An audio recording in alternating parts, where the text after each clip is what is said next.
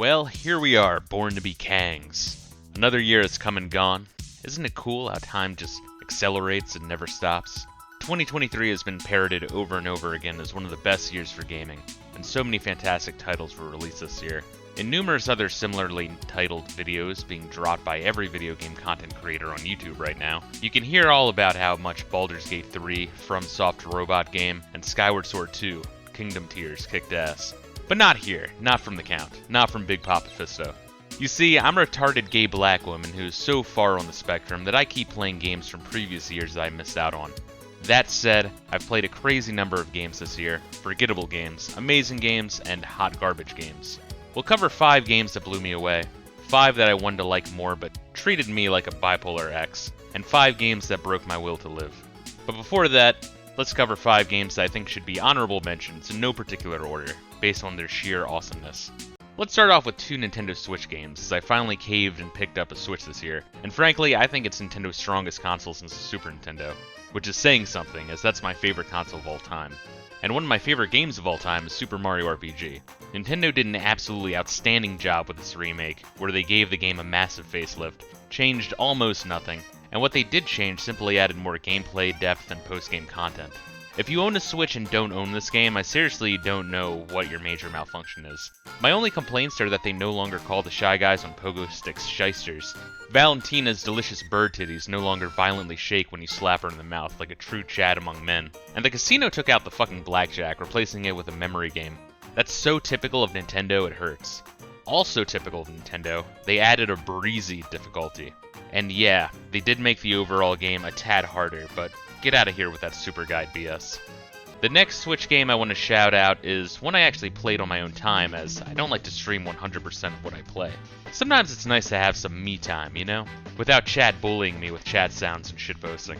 The game in question is Super Mario Odyssey. Now, I want to go on record and state that I wholeheartedly believe this to be the best of all the 3D Mario games. It has the sandboxiness of 64, the weirdness of Sunshine, the style points of Galaxy, all while embracing massive open world levels and non-linearity. The game kinda has a Kirby mechanic here where you absorb the powers of different enemies, and with 3D Mario gameplay it just works. It just works. Even though the game takes place on an Earth-like planet, each zone feels almost like its own planet, even more so than Galaxy, and encourages you to explore all the more. Added to that, there are over 800 stars or moons scattered throughout, and you're constantly stumbling on new hidden ones every couple minutes. It's just a rewarding feeling playing this game. I know I'm late to the party, but pick this one up. Next up, Zero Escape, the Nonary games on Steam, or as I was introduced to it on the Nintendo DS, 999, 9 hours, 9 persons, 9 doors. Now, this game is 60% anime visual novel, which 9 times out of 10 I cannot stand, but we'll get to that later in my most disappointing games list. However, this game makes up for that by both having choose-your-own-adventure gameplay mechanics, as well as escape-the-room puzzles. Those puzzles gave me a lot of nostalgia for the early E-Bombs World and Newgrounds Flash games, so there may be some bias here. I do believe this game is worth your time, as it has an intriguing mystery and a spooky Saw-like atmosphere. The story, in short, is that Walmart Jigsaw kidnapped you and 8 other random people, put bombs in your stomach and put a prisoner bracelet on you, and needs you to go through a bunch of puzzle escape rooms. You do this primarily by working through some Hebrew math to split up and rejoin different party members. The plot also branches into some heavy 4chan X territory, so if you like spooky, this game is right up your alley. Lastly, let's cover 2 Sega Genesis games. In the last 2 years, I've grown an extreme fondness for this weird-ass console that I completely missed out on in my youth. Sega definitely has a distinct sound, feel, and design perspective than its contemporaries. First, I'd like to talk about Phantasy Star 4. Now, Phantasy Star 1 was pretty good, if a flawed JRPG, and barely squeaking into the top 5 of the genre for the 8-bit generation. 2 was a hyper-stylish and impressive game with a fucking sadistic cock and ball torture design, with dungeons that can only be described as war crimes. And 3 had a cool premise that completely fell flat to its potential. And while I really liked 4, it didn't quite live up to its astronomical reputation, but it still was quite good. The visuals and music were excellent, going to different planets was fun, I liked the cutscenes, and both the party chatter option reminding you of your goals as well as the guild hall with updating side quests were crazy ahead of its time. I just wish there were deeper characters and character development. That said, definitely at least in the top 15 of the genre for the 16-bit generation. While the Genesis didn't have as many JRPG bangers as the SNES, don't count Sega out entirely. For the final honorable mention, let's talk about Shining Force, also for the Sega Genesis. Now, I've gone on record saying that while I think Fire Emblem is very addicting, you get burnt out on it. That permadeath element encourages you to reload on mistakes made and makes you flat out ignore many of your characters to have a small team of OP units that soak up all the XP. Shining Force doesn't have that issue, and to me, that's all it needs to become the best retro turn-based strategy RPG. Shining Force is colorful, has goofy charm, a story that doesn't take itself too seriously, town intermissions where you can roam freely, talk to people and do your shopping, and a whole bunch of characters that you can experiment with freely without fear of being punished for using a weak unit. Other than that, yes, it's a Fire Emblem clone, but a goddamn good one. There's also legendary equipment, secret characters, and even joke characters. All around, this is an excellent Genesis game. And of my limited experience on the console, I'd think it's an easy top 10, or at least top 20 in the library. Don't sleep on this one. Alright, time to move on to our actual lists. Like last year, we're going to be starting off with my top 5 most conflicting games I played this year. These are games I liked, but I felt like there was a lot that held it back. Tragic games, if you will, where I wanted to love it, but I just couldn't. Some of them due to very high expectations walking in, as their reputation greatly preceded them. Not every game is a 0 out of 10 or a 10 out of 10, despite what user reviews would have you believe. Anyway, let's start with number 5. Silent Hill 2 is probably the most beloved entry in the series among its fan base, and I really wish I could be in full agreement with that take. I got into Silent Hill way late when I played through the first game on the PS1 2 years in a row now. Absolutely blown away by the open areas, the controls, the story, the atmosphere. Silent Hill 2 goes for a less literal plot in favor of a more figurative story, practically reinventing the narrative style from the first game. It's cool in that both games give you a completely different experience. Now, the story can be pretty 2000s edgy emo, but I think that does a good job of not going too overboard while still having an impact at the end. The atmosphere and music are as amazing as ever. Another strength of this game is the multiple endings and the alternate short campaign mode, adding a lot of replayability. Where the game falls flat over Silent Hill 1 for me is the linearity in the puzzles. Some of the puzzles in this game are absolutely retarded in how obtuse they can be, like using a 6-pack of V8 tomato drink to push a coin out of a laundry chute into a dumpster outside to get a coin to open a door. The elevator wait puzzle can also eat my ass, no dental dam. As for the linearity, you just repeatedly run into long hallways and streets with a million doors all locked except for one, and that one leading to progress. It's the illusion of freedom. I'm shocked this isn't more of a point of contention. Also, the controls and the camera seem to be a step backwards over the first one. All in all, the game was just good. I can't even say great. Resident Evil 2 Remake is a good game, and Capcom did a great job reimagining the classic RE2 PS1 game in full 3D. And being able to explore the environments that used to simply be pre-rendered backdrops was absolutely incredible. They managed to recreate the gameplay loop of zigzagging through a maze and trying to optimize routes. Mr. X not only gave it to me, but he added a lot of depth in the first half. The atmosphere is great, and the gunplay was fun. Capcom managed to make zombies intimidating again, and I truly thank them for that.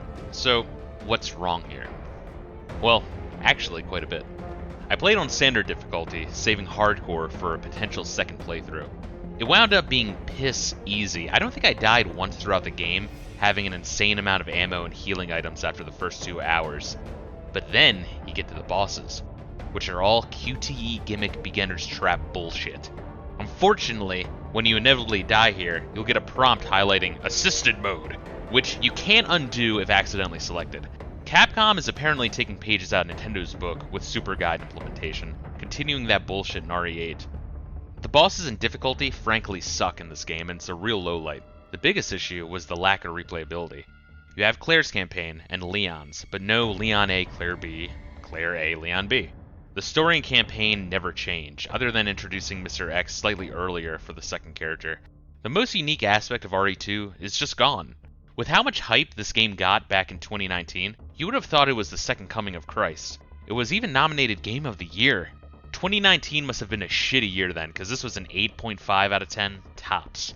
Fuck this modern consumer hype culture. Dark Souls. Is there a single game franchise more discussed and hyped? For the last decade, tryhards have been streaming, reviewing, and making video essays on the franchise, and I've avoided it as a result. I've had my high expectations crushed by mediocrity time and time again, all while my distaste for normies and their shitty takes grows. However, I will say Dark Souls is quite good. I can see its appeal. It's a dark fantasy action RPG with a focus on exploration and experimentation. The The lore is vague to a fault, but intriguing. The areas are massive, intertwining, and creative, the painted world being a favorite of mine. I want to emphasize that, like the other two games we just talked about, I did like this game. But I went into this one with astronomical expectations, since Dark Souls' reputation is as highly renowned as it gets. I think a lot of this game can needlessly be obtuse and cryptic, having the player just dick around for what feels like hours to figure out what you need to do next. It can be a lot like the original NES Zelda in that way, but I'd argue there's a reason game design has drifted away from the 1980s design philosophy. Some of the bosses can be the same way, feeling like being sadistic just for the sake of it. The small courtyard Minotaur and Biggie Smalls comes to mind. There's also numerous beginner's traps, where you just have to already know that there's an enemy hiding behind blind corners. I get that the game industry became way too easy, relying on checkpoints, waypoints, map markers, and I think FromSoft overcorrected with this. I will applaud this game for the replay value, as there are a lot of ways to play through this one. But I just don't think it's worth multiple 100-hour playthroughs with so many other games to play. I think I will stick with the series though, just to see how it grows from here. So this is a strange one. Ecco the Dolphin for Sega Genesis. This might surprise you that it's not on my most hated list. Ecco the Dolphin, among those who never played it, only know of it by word of mouth, or have seen the Bimmy episode on Ecco, may think this game is irredeemable trash. I beg to differ. Ecco the Dolphin is a highly creative, experimental game that doesn't quite play like anything else. The plot is heavy with sci-fi fantasy and gets unexpectedly dark pretty much immediately. Ecco is just swimming around when thousands of his family and fish compadres get swallowed up by a sky vortex, leaving Ecco alone to navigate the vastness and darkest depths of the ocean, seeking consultation from ancient whale elders, who send him to seek Atlantis, go through crystal AI databanks, to find ways to travel through time and stop the Lovecraftian menace from harvesting the oceans for nourishment. So, this is a Sega Genesis game about a friendly dolphin, just to remind you. This game is challenging. Your progress saved via passwords, with long levels, varying objectives and escort missions, find the exit, get past monstrous enemies, survival gauntlets, and door puzzles. The ambition here is unreal. However, the end third of this game is a bit of a small flaw in this otherwise underrated gem. The difficulty gets fucking insane. You thought Dark Souls was hard, motherfucker? This game turns your asshole into a worn, loose, bloody meat sock. Repeated frame-perfect vertical jumps, speed gauntlets, 6-minute perfect run narrow auto-scrollers with infinite spawning insta-kill enemies, followed by an end boss where if you die, it sends you back to the end of the last stage. Genesis does what Nintendo don't, including cock and ball torture and child rape. They went way overboard with this game, all because they didn't want kids to rent this game and beat it in one weekend. Mind-blowing. Now we're going to talk about Boy Band Road Trip Simulator, aka Final Fantasy 15.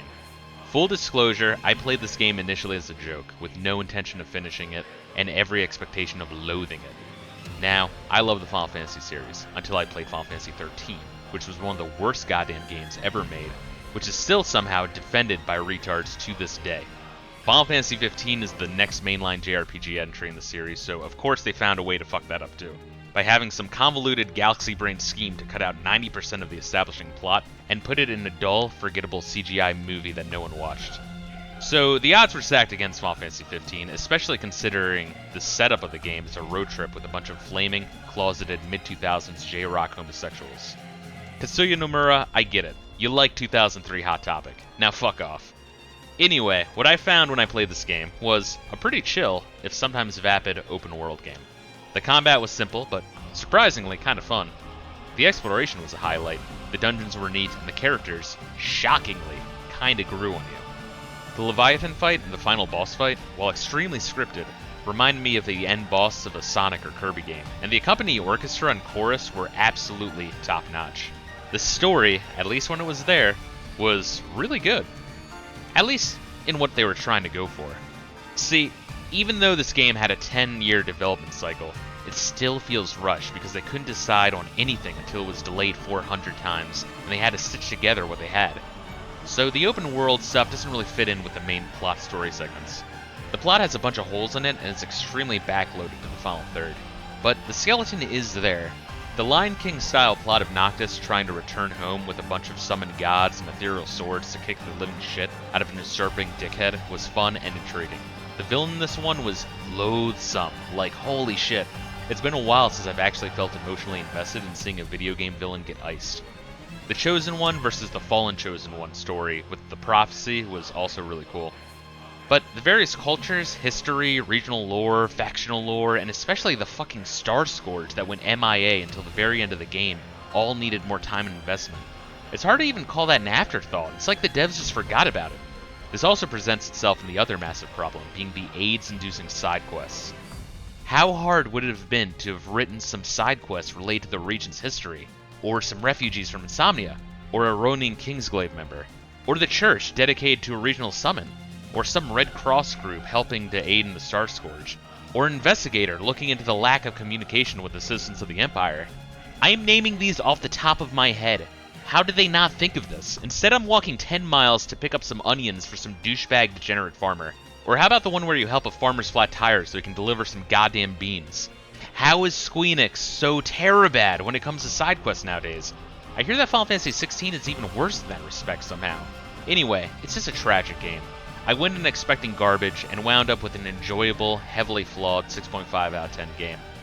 I can see the outline of what could have been probably one of the top 5 entries in the series, but Squeenix couldn't not get in their own way. Sad. Also, lest I forget, a shout out to Super Eye Patch Wolf for having an absolutely misleading, dishonest video on the subject. Super Eye Patch Wolf, stick to anime and wrestling. Alright, on that note, time to get even saltier, because we're about to go into the top 5 disappointing games I played in 2023. These are games I went into with high expectations, and I kinda got shat on. All except the final entry, which we'll get into. That one I had low expectations, and the game was so much worse, but we're getting ahead of ourselves here. So let's get started with Kirby's Dream Land 3. I love the Kirby franchise, with Kirby's Adventure and Crystal Shards being one of my favorite games of all time. Dream Land 3 starts off promising. It's an extremely late release Super Nintendo game, releasing in 1997, showing off HAL Labs' mastery of the hardware with great transparencies, parallax scrolling, phenomenal music as to be expected, and a really endearing art style where everything has this crayon pastel finish to it. The game gets an A for presentation. You have 9 different powers in the game, which isn't much, but you also get 6 different animal friends, which act like Kirby's mount. Kirby moves and attacks with each power, acting different whether Kirby's alone or with each of his homies. Crystal Shards master the combination power style, but it does work pretty well here. There are 5 worlds with 6 levels each, which isn't much, but each level has a hidden objective that, if you clear, you 100% that level. 100% all the levels, and I believe you fight a second phase of the end boss for a true ending. Here's where the twofold problem lies that really kills this game for me. Yes, the hidden side objectives are varied, which is nice, but some of them can be either insanely cryptic or just not worth it. See, if you fail many of these objectives, you can't try again unless you finish the level and start over from scratch. Each level is also noticeably longer than the previous one, and it just drags on by the end. Just have all the levels the same length. Seriously, Dreamland 2 had the same issues, but worse. 3 is better, but not by too much. Just skip it and play Crystal Shards. Ah, Ys 5, the black sheep of the Ys series. Honestly, from what I can tell, practically no one played this entry, opting to just skip it entirely, and that would be my recommendation to anyone else looking to jump into the franchise. This game was never released overseas and panned back when it was released in 1995, so what's wrong with it? Well, aside from the brain-dead difficulty, this game has a generic SNES JRPG graphic and sound style which spits in the face of the previous vibrant palette 80s rock synth style. The biggest issue is that the game has slower combat as they drifted away from the bump combat system, but that there's a tremendous emphasis on a terabad magic system. So, magic levels up separately from physical attributes. You level up normally by killing things with your sword, and level up your magic by landing the killing blow on enemies with magic. So you have an opportunity cost tied to either using your sword or your magic. The issue is magic is weak as hell and needs serious dedication and investment to be worthwhile. Even then, it takes a long time as you need to hold down the magic charge button and wait to fire a spell. Even then, half the spells in the game are absolute garbage. You wall hump everything in the game to find elements to mix and fuse in town to learn spells. Hope that they aren't trash, hold down the magic charge button, hope you don't run out of MP, because that's a trip back to town, and waste XP you could have gotten for your attack and defense. Also, magic doesn't work on bosses because fuck you. Half the game's identity is pointless. The plot is decent, just hyper backloaded to the final fifth of the game. It involves a phantom city frozen between dimensions powered through human sacrifice. It could be cool if it was remade. I really enjoyed my time with the original System Shock when I played the Enhanced Edition on GOG. As such, I was really looking forward to Night Dive's remake of System Shock from this year, 2023. It's rare that I play a game from the same year it was released, as I'm cheap as hell, so naturally I had high expectations. So let's start with the good. It's a very faithful remake, to a fault, which we'll get into in a bit. The visuals are very dark with some cool neon effects, and it's nice seeing the world of Citadel Station reimagined with a more modern horror atmosphere. So that's about it for the good. This game is too similar to the original to a fault. All the backtracking is still in there. So much backtracking.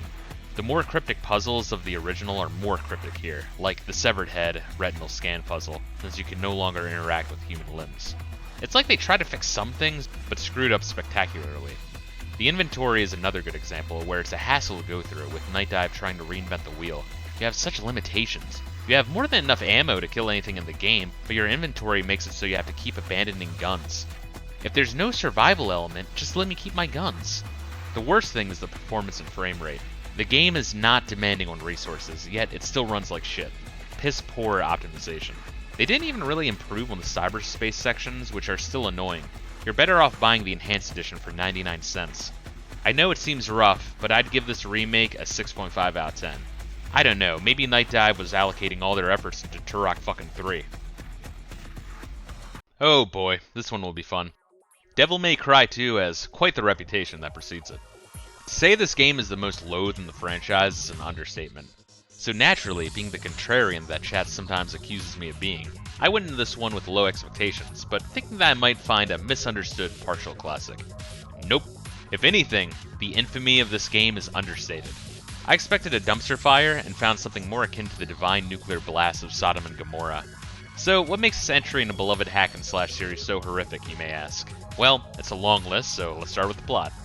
Gay Hachi is trying to get a bunch of relics to open a portal to hell, and so Dante has to stop him. Dante is completely mute in this game for some unknown reason, and the little character he has is just Dollar General Two-Face, flipping a coin for every decision he makes inexplicably. His partner is just a complete shitty knockoff of Trish from the first game, and entirely forgettable. Both short campaigns tell only half the story, so you can't even follow the plot until you've almost finished. So how about the gameplay? It's like the devs thought the sword was so dumb from the original, nerfed it, and made the guns split asses, to the point where jumping and shooting is the only viable strategy. The combat is brain dead to the point of hilarity. Case in point, the tank and the helicopter fights. You have to play it to believe it. At least the locations are interesting, but making DMC boring is an achievement. Bravo, Capcom. I've never seen a franchise start so strong and drop so hard in quality with the very next entry. For my number one most disappointing, hated game for 2023, we have to start with a little bit of background. Neon Falcom is one of the oldest still operational Japanese game developers today. Neon Falcom has two long-running franchises that they're well known for today. One is Ys, a very cool, fast-paced action RPG. The other is a JRPG series called The Legend of Heroes, now better known as the Trails series.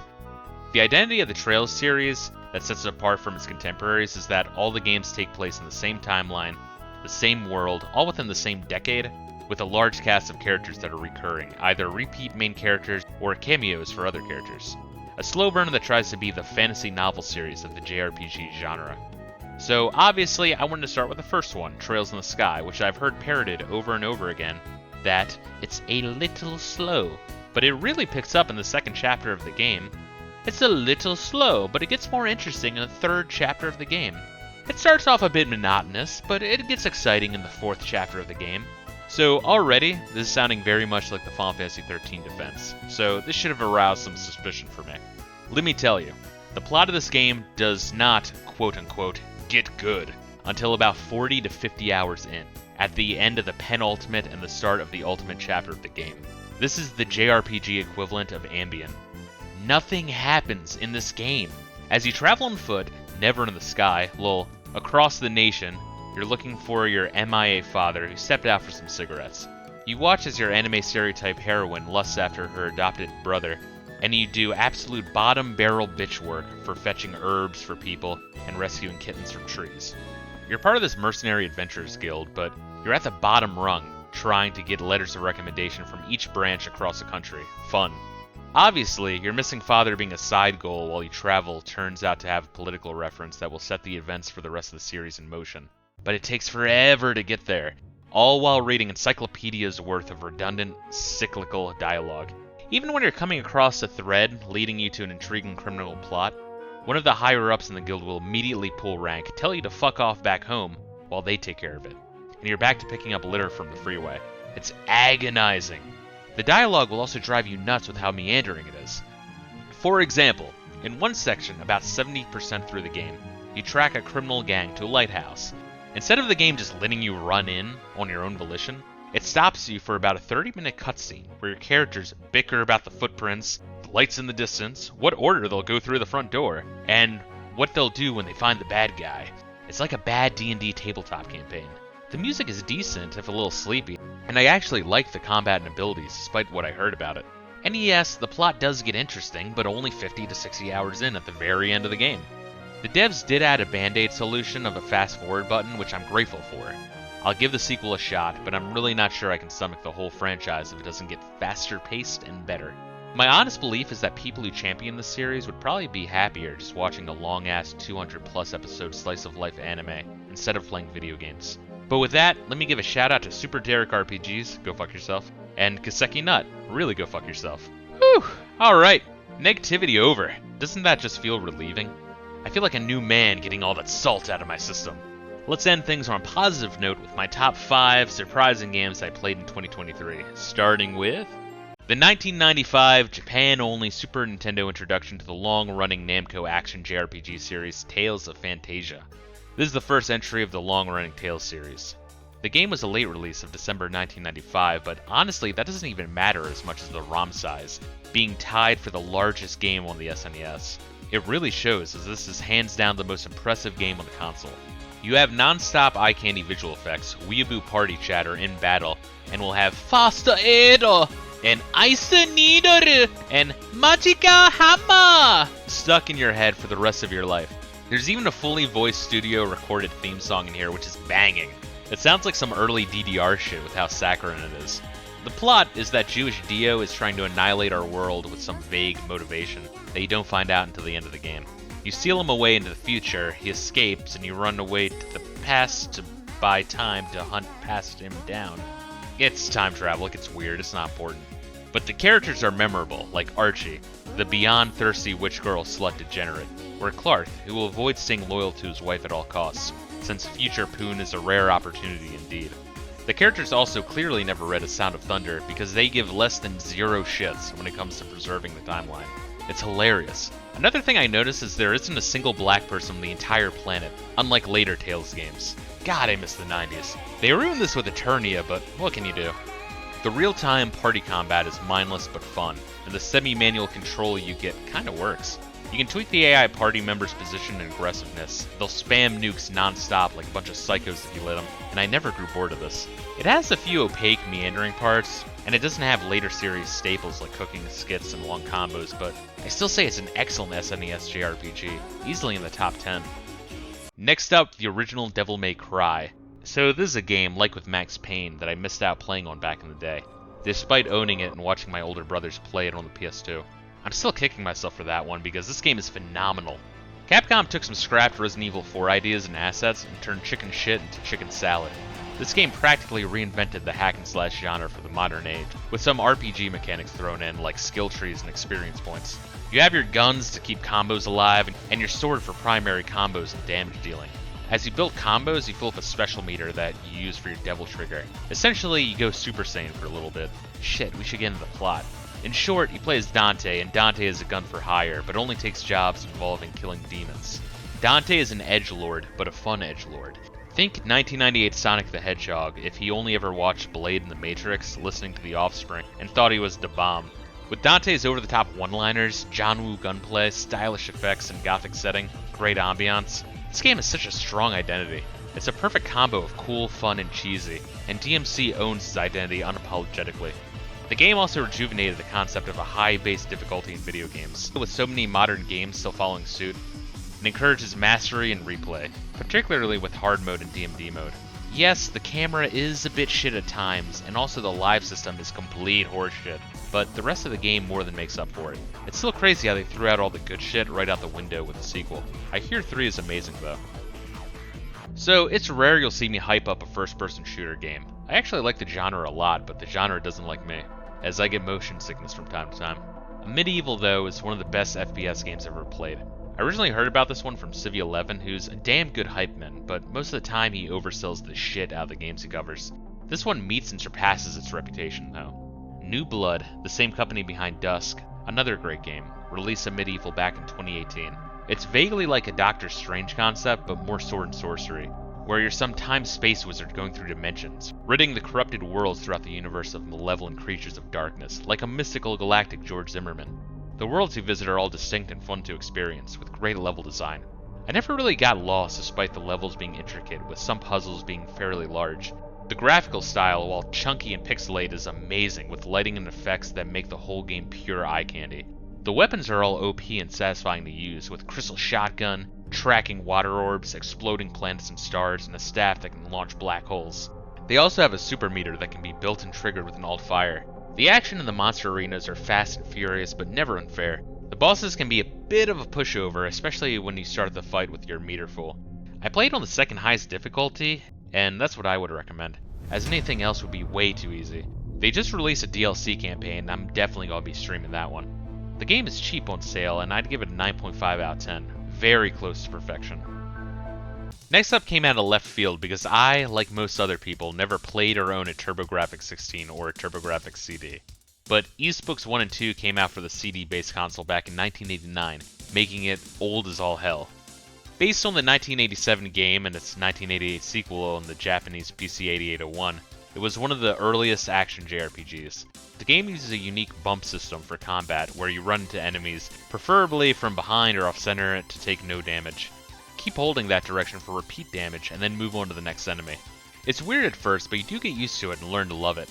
It makes the already fairly short game fast as all hell. Anyway, between that and the CD audio, voice acting, and anime cutscenes of the 1989 re-release, this game feels crazy advanced. So, the entire E-series has you playing the same guy on his numerous adventures, Adol Christian. He's a swashbuckling Indiana Jones, but slays pussy like James Bond. It borders lunacy. Everything he comes into contact with wants to fuck him. It could be goddesses or girls of a questionable age. I'm not asking questions. He starts off as a curious explorer and ends as a hero savior of nations.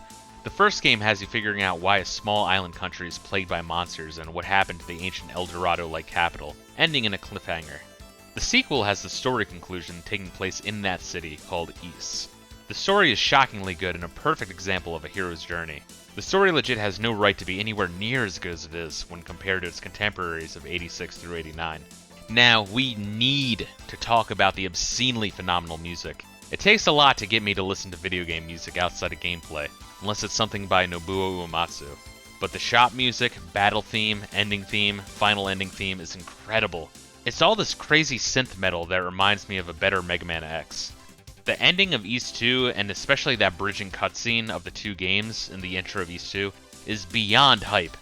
It fits the fast and furious gameplay so well too, which is good since you'll be grinding for levels and upgrades quite a bit here. They sell a remake for this game on Steam, but considering how short these games are, I honestly recommend playing both. I gotta give a shout out to Happy Console Gamer and GameSack on YouTube for shilling for this game series so hard, because they're what got me to finally play it. Also, if you're curious about the history of the original PC releases of the first 3 Ys games, I recommend checking out the Basement Brothers channel. Alright, you nincompoop, time for my number 1 game of the year I played in 2023, and it's a fucking 1990 late-release NES game, and the last of the 8-bit Dragon Quest games. Everyone who tries out the series plays 1 through 3, 8, and 11, and they all seem to skip 4 for some godforsaken reason. Dragon Quest IV is easily the best 8-bit JRPG, and I would honestly put it in my top 5 NES games. Dragon Quest, old-school JRPG, typical medieval fantasy setting. Light-hearted, humorous adventures with some really grim events causing tonal shifts, Akira Toriyama artwork, bass Koichi Did Nothing Wrong Sugiyama, classical orchestral score, you know the drill. Even if you've never played a Dragon Quest game before, you have a general idea of what it is. Each game mechanically and narratively creates its own identity in the series. Here's DQ4's unique spin on the formula. There are 8 main characters, all with their own fleshed out backstories and motivations. They each represent typical RPG character classes. The game tells their stories chronologically through 5 major campaigns, with the first 4 focusing on each group of characters, with the 5th and final chapter taking up half of the game where he plays the newly introduced legendary hero, searching the planet for the other 7 characters. There's a significant time jump between each chapter, so revisiting towns from prior chapters is interesting, seeing how much has changed. Each of the first chapters are almost like a complete minigame within the overall game. There are also recruitable monsters you'll run into, temporary story characters, and mercenaries for hire. There's also a generous difficulty curve, so you really don't need to grind a lot, which is a huge step up from the previous 3 games in the series. Now, one thing I have heard people bitch about is the party members being controlled by AI in the final chapter, but honestly it works very well. It drastically speeds up the battle pacing, and you're able to tweak the AI using different settings for aggressiveness, defensiveness, experimentation, and caution. Essentially, you're experimenting with what AI settings do for each character, kind of like later action RPG games like the Tales series. Seriously, this is a selling point, and crazy technologically impressive for an NES game, and I had a lot of fun messing around with it. Think of it like tard wrangling, but oddly satisfying. Your whole party follows you along in this carriage, and you can swap your backup party members into your active party even in mid-battle. Everyone gets XP, even the backup party, so it's kind of doing the Final Fantasy X thing but better a full decade before. I want to emphasize, this game is so ahead of its time, better than most JRPGs that would come out in the following 5 years.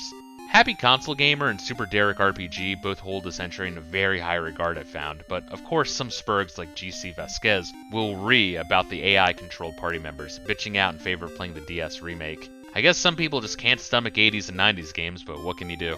Anyway, the antagonist is also really cool as well, with a lot of ominous foreboding. There are quite a few bad guys here, all with different connections to the main villain, so it keeps you guessing. You'll keep having run-ins with his lackeys or hearing stories about him from NPCs in town. And there's even a place where you'll see flashbacks revealing his motivation and backstory through trippy dream sequences. There's even a fake-out final villain about 80% through the game, but I won't spoil anything. Once again, there are some really dark moments in the game, acting as a serious tonal shift, just to remind the player of the stakes at hand should you fail. There's full-on child abduction, coup d'etats, human sacrificial rites, genocide of towns, shit gets crazy. And the heroes don't always win either, which does a good job in keeping you on edge playing through it. But let me tell you about one of my favorite moments in the game. Light spoilers in case you'll ever play this one yourself. At the start of the game, you play as a soldier who partners with a random-ass heel slime named Healy. He joins you because why the fuck not? Like, 15 years later, after the following 3 chapters of not seeing either character, when you play as the main hero searching for the other 7, the soldier's the final one you meet, and you're always 2 steps behind what was the fucking tutorial character.